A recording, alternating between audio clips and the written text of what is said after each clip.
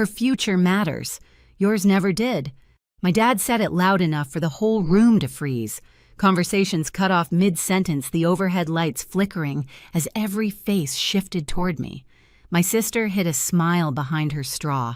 My mother kept cutting her steak, pretending the moment didn't exist. I didn't defend myself. I didn't even blink. I just tightened my grip on the folder resting against my thigh, the one they all assumed was irrelevant. They thought his words would break me in front of them. They just didn't realize who else was listening that night. I learned early that silence was easier for everyone. It kept the house steady.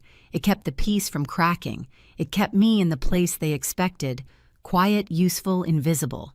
When I was 8, Tessa threw a tantrum over a toy. She wanted something I had saved birthday money for. She screamed until her voice went hoarse. Dad walked in, took one look at her red face, then at me, and said, "Give it to her. You're the older one. Act like it." He didn't ask what was fair. He didn't even ask if it was mine. He just held out his hand. I remember placing the toy into his palm, my fingers slipping away slowly like I was learning how to let go of ownership without making a sound. Tessa skipped away. No one looked back. By middle school, the pattern wasn't spoken anymore. It was understood. When I brought home straight A's, I set the report card on the counter, waiting for someone to notice. Tessa barged in minutes later, waving flyers for her dance recital. Mom squealed, Dad clapped the flyers, got taped to the fridge. My report card slid under a stack of grocery coupons and stayed there for weeks. One afternoon, I found it bent a ring of coffee at the corner. I didn't say anything. I just smoothed the paper flat and tucked it into a folder in my room. Holding it felt like proof that something I did mattered, if only to me. High school made it worse. I picked up a part-time job at a diner, saving tips in a jar under my bed. It wasn't much crumpled bills, coins that smelled like metal and grease, but it was mine. I planned to use it for college applications, the ones no one else encouraged me to fill out. Then one Saturday morning, I came home to find the jar empty. Mom stood at the kitchen sink, washing dishes as if nothing had changed. When I asked, she didn't look at me. She just said, "Your sister needs new shoes for her competition. You'll manage. You always do." My throat tightened, but I nodded. Arguing never worked. It only made me the villain in my own house. Dad had a way of making Tessa's ambitions sound like destiny, and mine sound like inconvenience.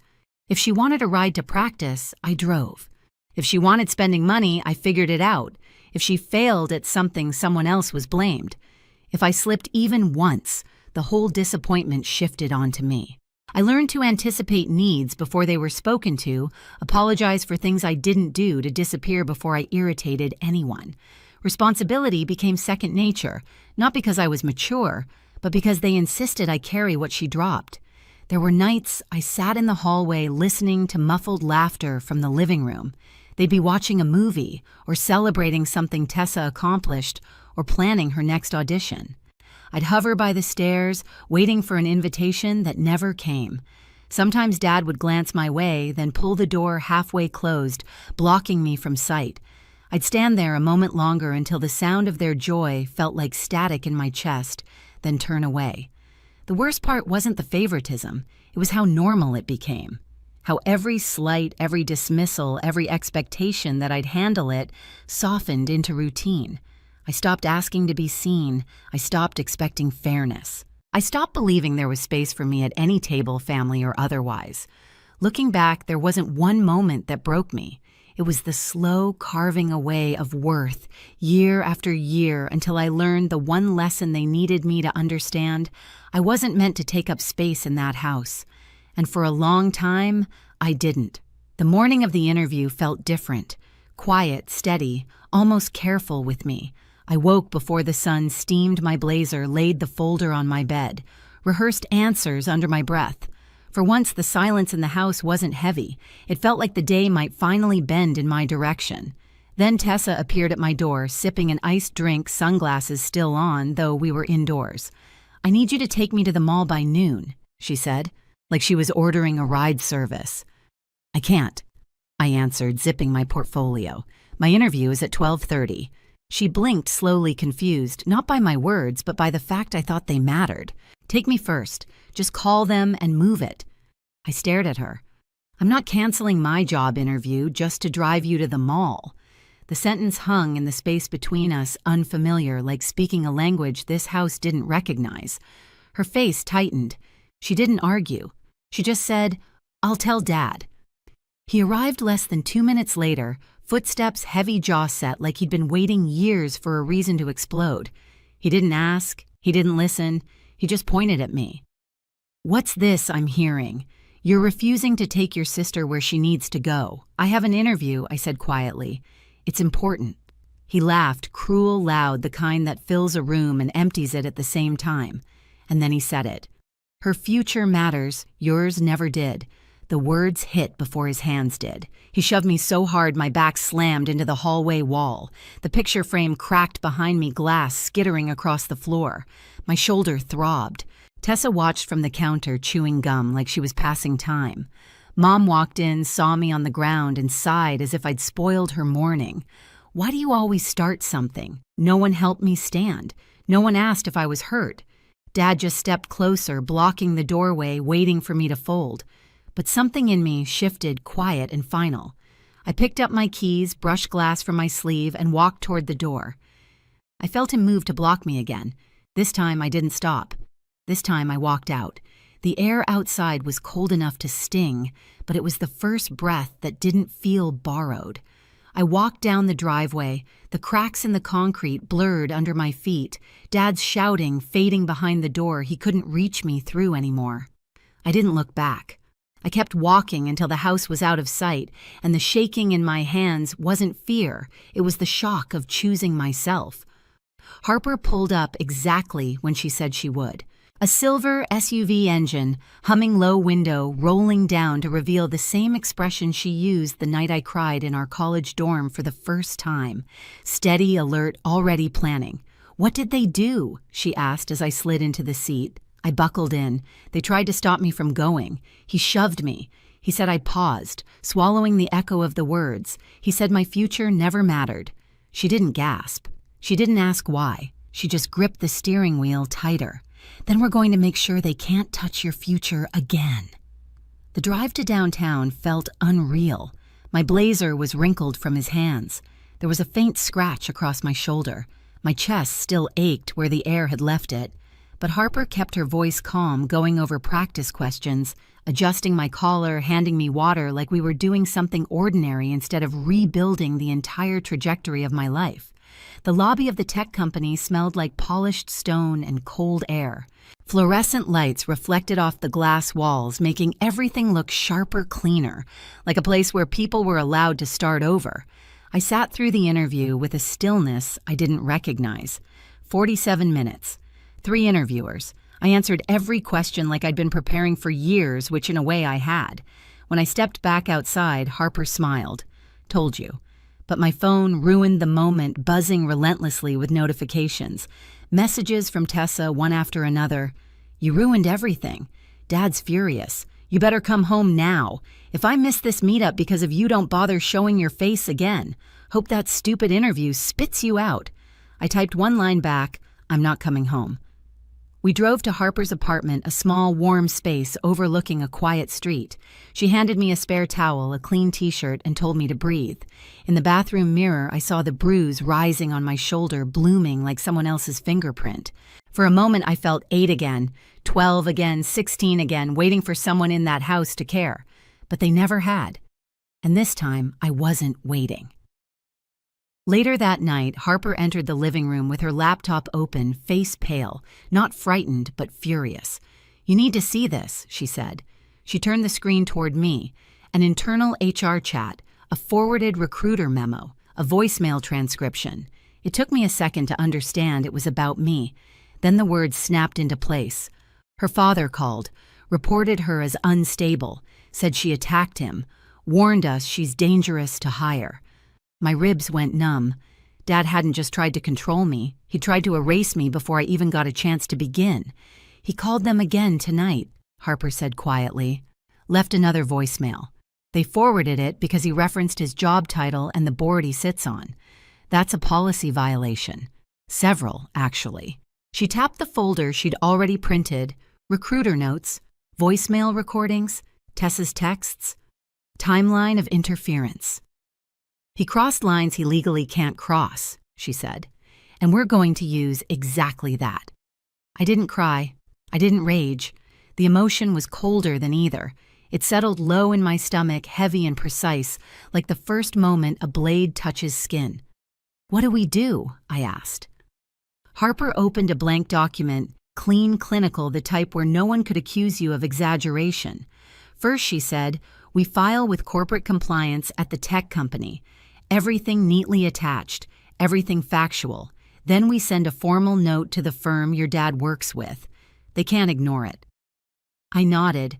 We began. Typed, saved, attached, documented, filed, indexed, forwarded. No emotion, just the steady sound of keys, the quiet click of the mouse, the hum of the heater under the window. While we worked, Dad called my phone 6 times. Each voicemail angrier, less coherent, more threatening. I didn't listen to them. Harper saved every one.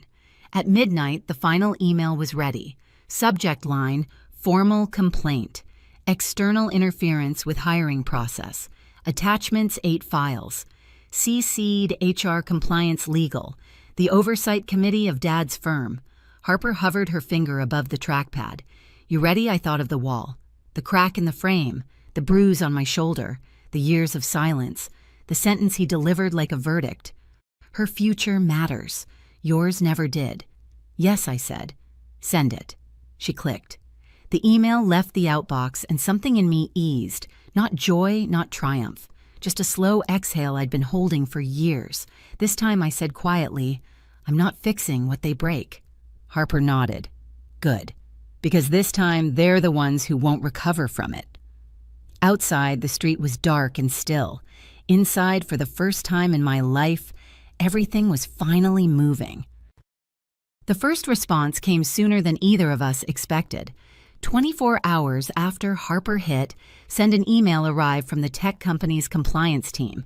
The subject line was short, almost emotionless, but it shifted the air and the entire apartment acknowledged. Under review, they requested a call. Not with me, with their internal board. Harper read the message twice, then looked up.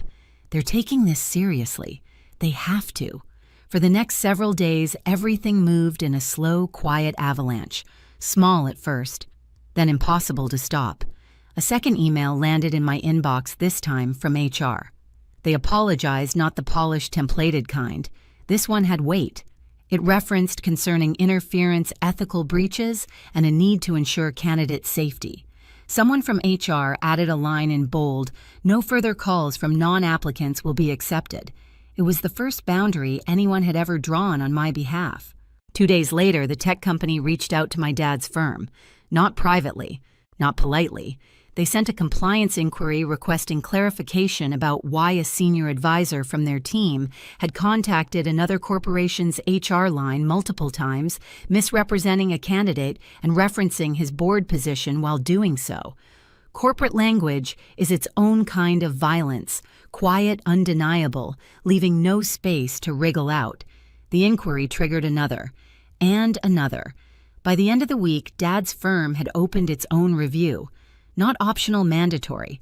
Harper showed me the notice when it leaked internally.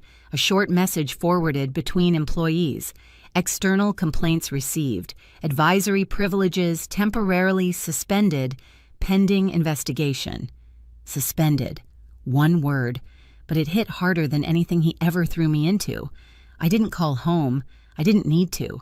The silence from the house stretched across days, tightening like a rope. Then Mom broke it. She called in the afternoon, voice sharp around the edges the way it always got when something slipped beyond her control. Your father is in trouble, she said. No greeting. No question if I was okay. Someone reported him. They're saying he violated policies. We need you to fix this. Tell them you exaggerated or misunderstood or something. I stared at the phone screen while she talked. The laundry machine hummed in the background. The sun hit the floor in a quiet, warm line. The world around me didn't match her urgency at all. I'm not fixing anything, I said. Mom inhaled sharply. Bailey, listen, no, I said. You listen. I didn't do this to him. He did this to himself. She tried crying next. It sounded tired, rehearsed like an old script worn thin. I ended the call. The next week brought the blow they never expected. A letter, short, formal, impersonal, arrived at the house. I didn't see it, but Harper later received a photo from a mutual acquaintance inside the firm. The letterhead alone told the story. Effective immediately. Contract terminated. Breach of ethical standards. Removal from external advisory committee. This was the everything they'd thought they held over. Me connections influenced the network they'd flaunted to justify every act of cruelty. Gone with a single investigation. Dad's nameplate was taken off his office door by noon. Someone saw it and whispered. Someone else reported seeing him leave the building early, shoulders tight. Face red humiliation leaking from him like heat. Mom called again that night. This time her voice wasn't sharp. It was small. "We don't know what to do," she said. "It wasn't supposed to go this far. You have to help us, please." In the past, her panic would have cracked me open, but now it barely reached me. "I'm not the one who pushed this that far," I said softly. "And I'm not the one who's going to pull him out." There was a long silence. A silence she couldn't fill, couldn't twist, couldn't weaponize. "Bailey, please," she whispered. "No," I said. "Not anymore." I hung up. Later that evening, HR from the tech company scheduled a private meeting. The room was small, lined with glass and soft lighting. They apologized again, this time in person. They offered me the job. Full salary, benefits, a relocation package, and a written guarantee that any future interference from outside parties would be treated as harassment. It wasn't the apology that mattered. It was the acknowledgement that my future did matter. Always had. When I stepped out of the building, the city air felt different. Wide, cold, clean. My phone buzzed again. A voicemail from Dad. The tone was unfamiliar, strained, frantic, stripped of the confidence he'd worn all his life. I deleted it without listening. Walking down the street, I realized something simple, something undeniable. I didn't take anything from them. They were the ones who handed it all away. The first morning in my new apartment felt unreal. No raised voices, no footsteps pacing the hallway, no tension coiled in the walls like electricity waiting to strike. Just quiet. Light came in through the thin curtains, soft pale, nothing like the harsh bulbs at home. I stood barefoot on the cool floor, holding a mug Harper had lent me. The steam rose in slow spirals, the air settling around me with a softness I didn't recognize. For the first time, silence didn't feel like punishment. It felt like space. My space. I traced the faint bruise on my shoulder, now only a shadow of itself. It didn't sting anymore. It didn't burn. It simply existed, evidence of a moment that used to define me, now fading into something I could finally walk past. A reminder, not a wound.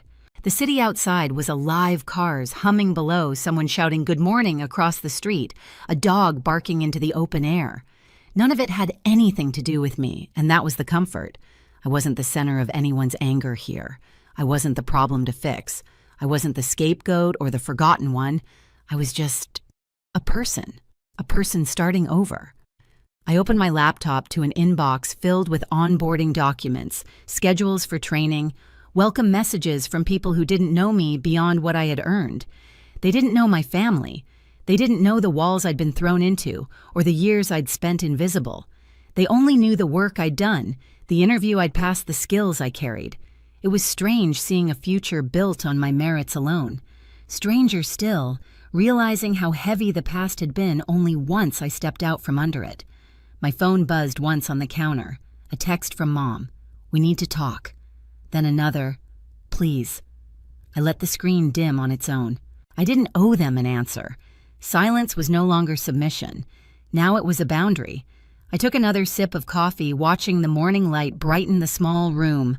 The city felt wide open in a way I'd never known, like every street, every sound, every breath belonged to a life that finally had room for me. For the first time, I wasn't waiting for the next storm. I wasn't preparing for impact. I wasn't bracing myself. I was free. Walking away was the only thing I ever took from them. Every consequence that followed was one they created themselves. Freedom didn't come from winning. It came from refusing to stay where I was never meant to grow. Some doors don't close behind you. They disappear the moment you stop knocking. If this story stayed with you, join our channel for more cold, silent, and cathartic family dramas. Tell us where you're watching from and share the moment you first chose yourself. Your story might be the next one we bring to life.